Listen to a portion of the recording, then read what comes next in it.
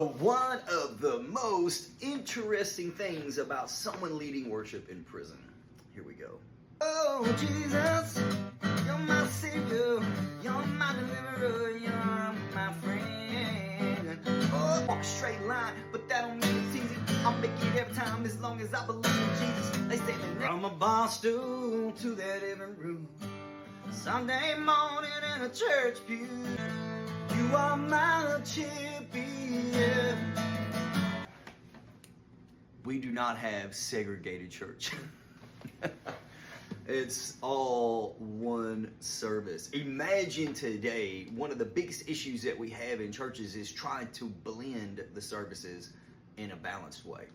One of the issues that we have to do is you have to make sure that this lady who's been tithing and coming to church and participating in the church and becoming a pillar of the church for over 50 years loves the old hymnal choir and organ sound and the piano in the background, right? They love that. And that's what they were growing up there singing.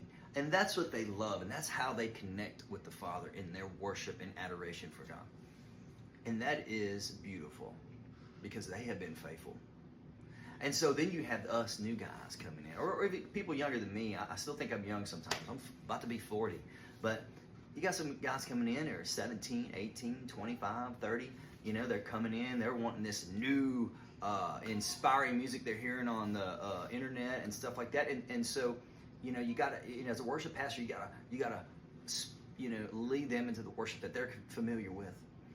But you can't neglect this woman over here that's been faithful to the Lord in this church for so many years. You want to lead her into worship, help her, and lead her into worship as well.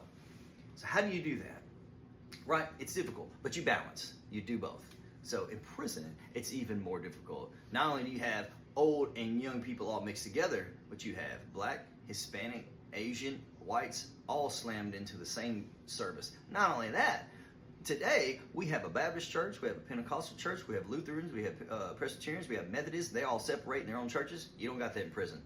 You got every denomination under the sun, every race under the sun, every background, whether they're country or city or whatever, they are all together in the same church service. Think about what it would be like to have all kinds of different backgrounds in one church service and try to meet everybody's needs. Amen.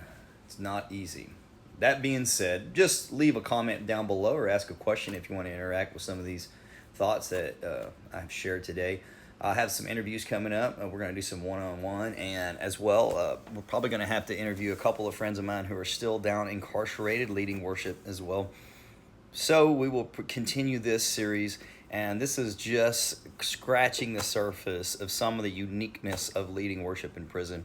And I hope that it inspires and encourages, or even, you know, makes you think humbly about the context you're in now. It could be a lot worse. And it's been a joy, and we're going to continue these series. And so please press that like button and follow. God bless you.